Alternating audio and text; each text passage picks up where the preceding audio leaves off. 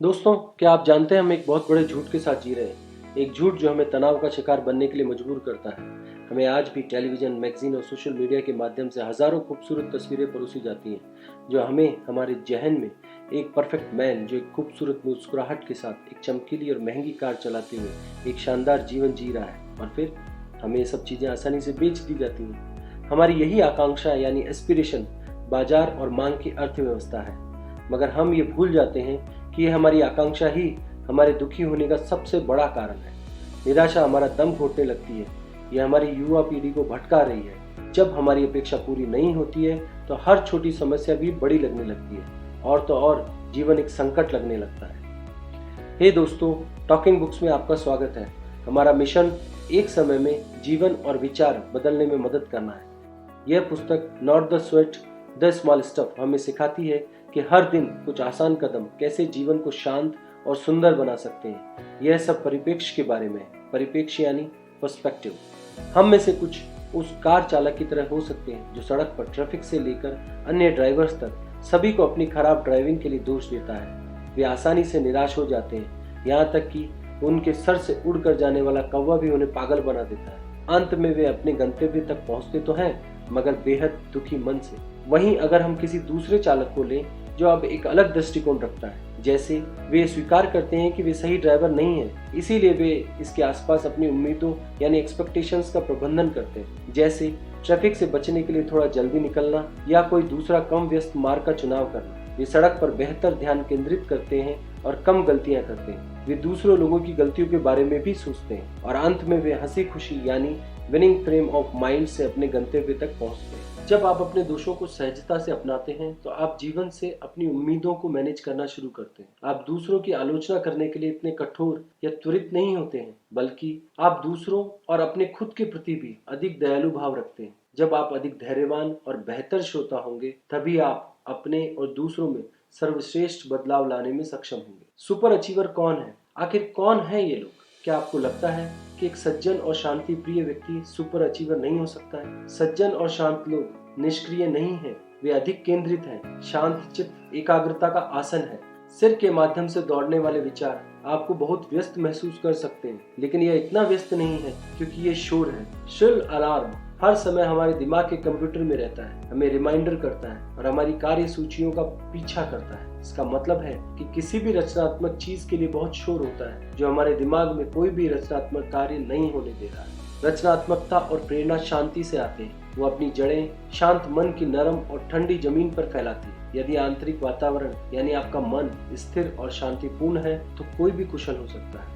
एक पल के लिए हम उम्मीदों यानी एक्सपेक्टेशंस को छोड़ देते हैं। चलो चीजों के बारे में भी सोचना छोड़ देते हैं जो परिणाम को नियंत्रित करती हैं और कुछ समय शांति से रहने का प्रयास करते हैं। अपेक्षा से मुक्त कोई भी क्रिया मुक्त और द्रवित होती है। हम फिर इस आदत को अपने कार्यों में शामिल करते हैं तो काम एक आनंद और उत्साह बन जाता है। उस कार्य को करने में हमें कोई विशेष प्रयत्न भी नहीं करना पड़ता, बस काम खुद ब खुद एक नृत्य की भांति संपन्न होता चला जाता है। यहाँ आप भी छोटी सी कोशिश कर सकते हैं, बिना किसी अपेक्षा के एक दिन जीने की कोशिश। आप लोगों से कोई भी उम्मीद न रखें, जैसे कोई आपकी बात नहीं सुनता है या कि काश आज का दिन शांति से बीत जाए और कोई मुसीबत खड़ी ना हो, जैसी कोई अपेक्षा ही ना रखें। इस तरह आपका चित्त यानी मन शांत रहेगा और आप उन समस्याओं के फेर में आने के बजाय इन समस्याओं के समाधानों पर ध्यान केंद्रित करेंगे।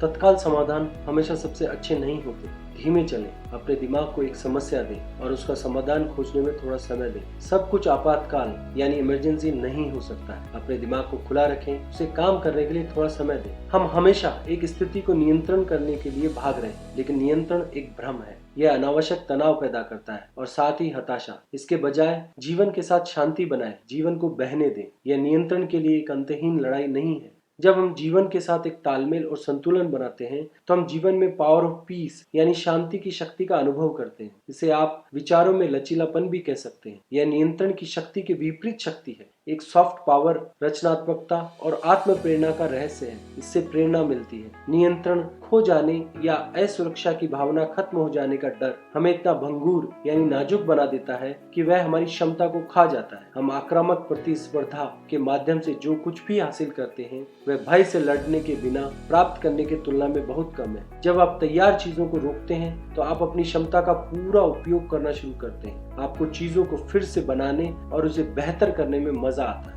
जब हमारे जीवन को नियंत्रित करना सबसे महत्वपूर्ण होता है तब हम या तो अपने अतीत से जूझ रहे होते हैं या भविष्य में परिणाम का पीछा कर रहे होते हैं। लेकिन उस नियंत्रण को छोड़ना हमें वर्तमान समय में जीवन जीने में मदद करता है। अतीत या भविष्य को बदलने की कोशिश करने के बजाय हमें हर पल जीवन का आनंद लेना चाहिए। कभी कभी कुछ न करना यानी आलसी रहने का अभ्यास करें। हमें सार्थक महसूस करने के लिए केवल व्यस्त और सक्रिय ही क्यों रहना पड़ता है? आखिर ऐसा क्यों है कि स्वयं का होना यानी बीइंग योरसेल्फ सार्थक नहीं है? व्यस्त होने से हमें लगता है कि हम नियंत्रण में हैं। यह संतोष की उथली भावना है। जब हम प्रवाह में रहते हैं तो हमें एहसास होता है कि जीवन हमेशा सार्थक है, चाहे हम व्यस्त हो या नहीं। जब हम किसी चीज पर ध्यान देने की आवश्यकता छोड़ देते हैं तो हम चीजों को करने के लिए एक बेहतर इरादे की खोज करते हैं। हमें पता चलता है कि हम वास्तव में क्या करने का आनंद लेते हैं। उम्मीदों पर पानी फेरने का मतलब है प्रशंसा और दूसरों के अनुमोदन की आवश्यकता को छोड़ देना। स्वीकार करें कि हर कोई आपकी प्रशंसा नहीं करेगा। स्वीकार करें कि आपके पास सब कुछ पूरा करने के लिए पर्याप्त समय नहीं होगा। स्वीकार करें कि आप गलतियां करेंगे और भी करेंगे। अपनी भावनाओं के साथ शांति बनाएं। अगली बार बातचीत के दौरान अपने कन्वर्सेशन को थोड़ा धीमा रखें। कन्वर्सेशन को धीमा करें जब आप यह नियंत्रित करने की कोशिश करें कि बातचीत कहाँ चल रही है। संचार को नियंत्रित करने के बजाय कुछ वास्तविक संचार करें। अधिक खुले दिमाग वाले बने, आप अधिक दोस्त बनाएंगे या अपने आसपास के लोगों के साथ अपनी दोस्ती को गहरा करेंगे। आप पाएंगे कि दूसरों को आपकी भावनाओं के बारे में बताने के अन्य तरीके हैं। हमें नियंत्रण पर करुणा की आवश्यकता क्यों है? यह हमारे और अपने आप को देखने के तरीके को बदल देता है। हम अपनी खामियों के साथ जी सकते हैं। वे हमारे ऊपर छोड़े गए प्रकृति के अनूठे चिन्ह हैं। हम सभी को कम अनुमानित और अधिक रोचक बनाते हैं। तो आइए हम ये स्वीकार करें कि हर कोई उस तरह का व्यवहार नहीं करेगा जैसा हम उनसे चाहते हैं। यहाँ तक कि हमारा अपना व्यवहार भी हर समय हमारे इरादों का पालन नहीं करता है। करुणा के छोटे कार्य हमें महसूस करने देते हैं कि हम सब कुछ अनदेखा कर सकते हैं। वे कोई बात नहीं करते हैं। चीजें ठीक हैं, हम ठीक हैं जिस तरह हम हैं।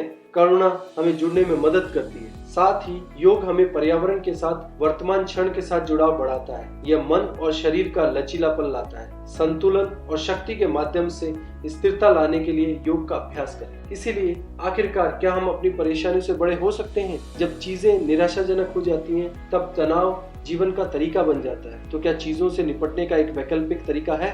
क्या जिस तरीके से हम अपना जीवन चला रहे हैं क्या उसमें कुछ गलत है? क्या हमें गियर शिफ्ट करने की जरूरत है? हमें कभी यह नहीं सिखाया गया है कि एक वैकल्पिक दृष्टिकोण भी है जो हम में सद्भाव पैदा करता है, गड़बड़ नहीं।